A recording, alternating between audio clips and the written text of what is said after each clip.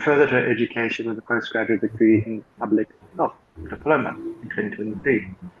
Currently, she practices dentistry in private practice with Mia Healthcare, where she focuses on providing personalized, comprehensive care to her patients.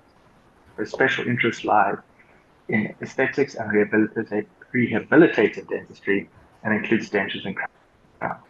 Outside of the profession, Dr. Essop cherishes spending time with her 3-year-old twin boys. So over to you, Dr. Essop. Thank you. Thank you so much, Nate, and thank you, Sada, for having me. So, yeah, I am actually very passionate about this topic, and I like that the theme behind this for World Oral Health Day this year, 2025, is a happy mouth is a happy mind, and it speaks volumes to practicing holistic dental care, which is something I pride myself on trying to do.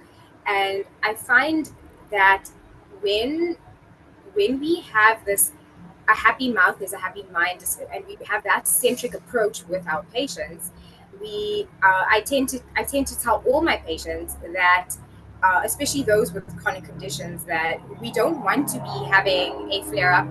Apologies for the noise overhead. We don't want to be having some sort of systemic condition and then have a flare up and then have to deal with a toothache on top of that. I mean, the nightmare for that would be, unimaginable. So back to the topic that I'm going to be discussing, which is the significance of self-esteem and how that plays a role in your smile. I find that it's quite an intimately connected relationship between the two, and it does have a profound impact on our lives. So the two biggest ways that your self-esteem impacts your smile is the fact that there's a psychological component as well as a physical component. So with your psychological component, we can talk about your confidence, your self-perception, as well as your emotional state. And all of those, if they are negatively impacted, you will find that all of those factors will affect the radiance of your smile. And this is so important because humans are naturally drawn to be amongst people, and there's a study that shows that biologists and economists found that the more cooperative people are, the more likely they are to be accepted. And one of the deeming qualities of being cooperative is actually having a radiant smile. And this speaks to the fact that when we have a radiant smile, it also helps us to be perceived as more successful, and we try to seek out the most cooperative partner when looking to find a soulmate as well. That's one of the key things, is having a smile that appears cooperative. So the other factor that we also like to talk about is the physical factors. So with the physical factors, the two things that stood out to me when I was trying to find some material to talk about with regards to this topic was that when we have tense facial muscles and when we have poor posture, we then tend to find that we don't want to smile as much, and that our smile doesn't seem as radiant as before. And we see that a very good example of this would be if we think about the Joker from like Batman and the Joker. His smile is perceived as being so sinister, and if you look at his posture throughout the movie, he usually has quite a hunched over posture, and that in turn, translates, and then that makes his smile more sinister appearing. But if you had to have a look at any of like the leading male actor in any rom-com that you can take over the last decade or so, you would find that because their instruction is to be perceived as, lovable and um, more attractive, and that's what they're trying to portray. They stand up taller, they stand up straighter, and when they smile, it almost gives away, gives across that like Johnny Bravo little glint, which which people don't actually take into consideration when they talk about, oh, like, why does my smile not look as radiant, or why does my smile come across as cheesy? So another big component of the physical side of it is having a groomed or a well taken care of smile. So what that does do, obviously, is that will boost your confidence, and that is what's really going to lead to a brighter and more beautiful smile, and that is something as seen as, and that will also hopefully increase your self-esteem. So that brings me to one of the biggest things that we see when we talk about this interaction between our smile and our self-esteem, is the fact that there's a phenomenon called the smile self-esteem loop.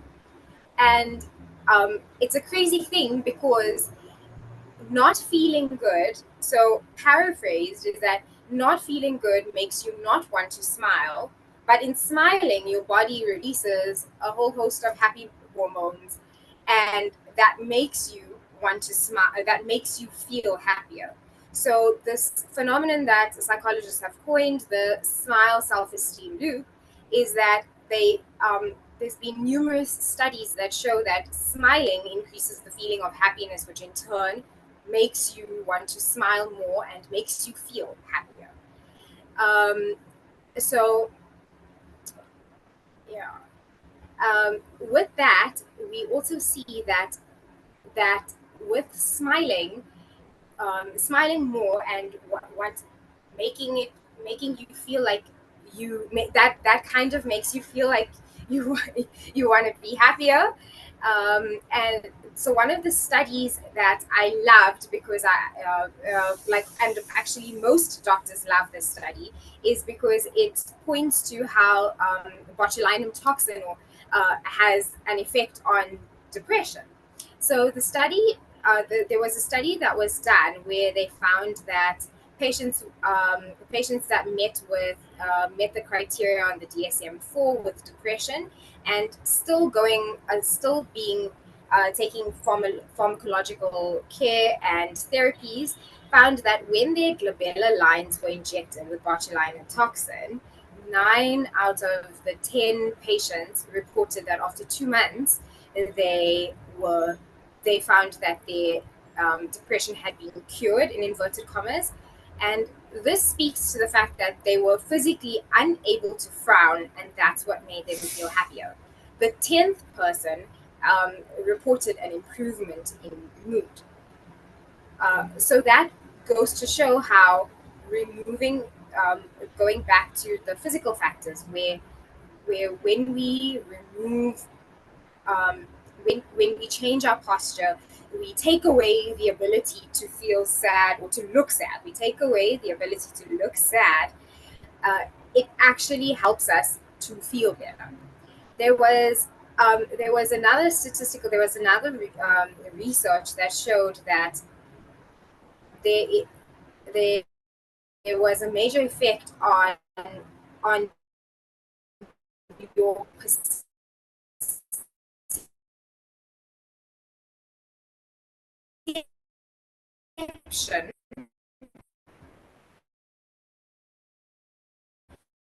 just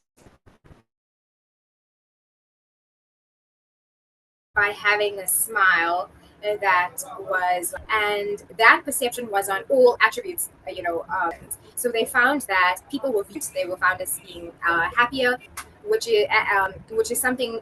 So as humans, we have a fondness to try and be part of a team, and showing that, and this study that shows that just by improving your smile, can improve that perception of yourself and hopefully have an easier time in integrating in society is just a concept I find so, so fascinating.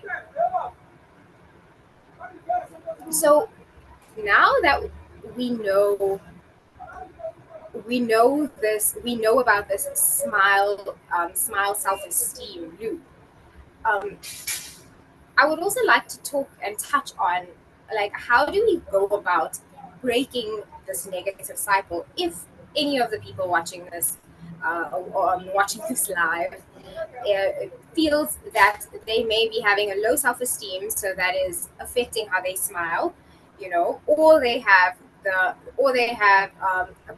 poor quality of smile, or they feel like their smile isn't as radiant, and that's affecting their self-esteem.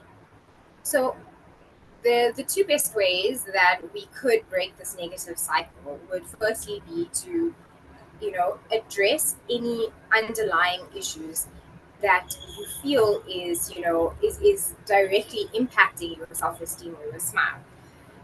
So with your self-esteem, consider counseling or consider going to group therapy sessions.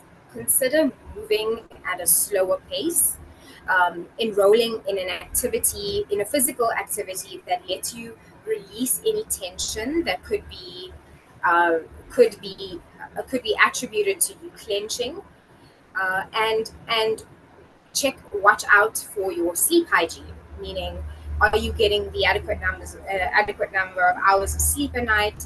Do you have a good routine? There are a lot of studies that point out to the fact that good routines instill good habits, and good habits, help us, lead to us not feeling as overwhelmed. And when we feel overwhelmed, that's when our self-esteem tends to take a knock. And now we could see that that is now going to impact our smile. Um, so yeah, that would, and then there is one more thing that somebody suggested, and that research has suggested, which was actually going for something, well, actually doing smile therapy. So if you can't get to a counselor, you can't get to we can't get to going for group therapy sessions, or you're a student so you can't really afford to go to the gym or enroll in a yoga class. Actually standing in front of your mirror just for 3 minutes a day and just practicing smiling and looking at yourself beaming and with this big beautiful smile, there are studies that show just 2 to 3 minutes a day of that will lower will increase how you feel about yourself, increase the endorphins that are released into your body, and actually lower your cortisol levels, which is great. Yeah, which is a great way to now then boost your self-esteem. So yeah, in conclusion, really just what I would like people to understand from this video is that there is a clear correlation between self-esteem impacting your smile and how your smile impacts your self-esteem, and we want to take care of both components individually as well as together, and in that way we can hopefully be happier, healthier human beings. Thank you so much.